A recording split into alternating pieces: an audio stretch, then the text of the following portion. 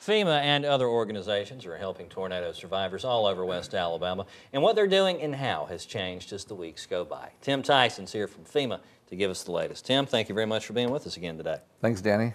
You know, we're in another final stretch here with another extension of the deadline. Well, there you go, and that's the big story right now is the date was the 27th, but now it's changed. It's got a 21-day extension. We would really urge people to not just sit back and take a breather now. You got 21 more days to go and apply, but to take that step.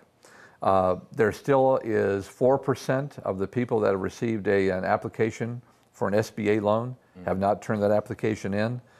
We want to stress that normally in a disaster it's about 20%. In Alabama it's only 4%. If you complete the application for the SBA loan, you may become eligible for a 2.5% interest for up to $200,000 for a residential and $40,000 if you're a renter. If you're turned down for the loan, it doesn't go against your credit rating. And if you're turned down for the loan, you become immediately eligible for additional FEMA grants, which don't have to be paid back.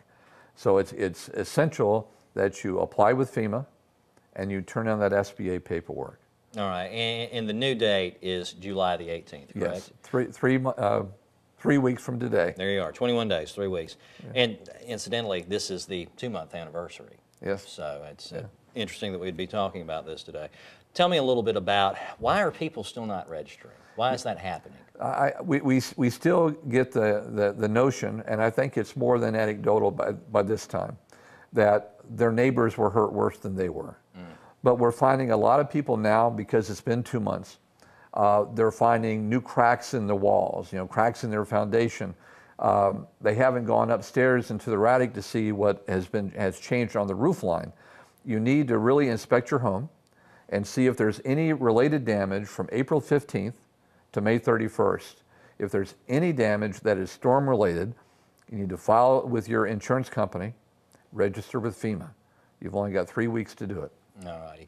And Tim, just real quick, even if the people feel like they don't need the money, they still need to register because it helps everybody, correct? That's an excellent point, because when FEMA gives grant money back to survivors, 15 cents on every dollar that comes from a FEMA grant goes to the state to build up that mitigation, hazard mitigation fund.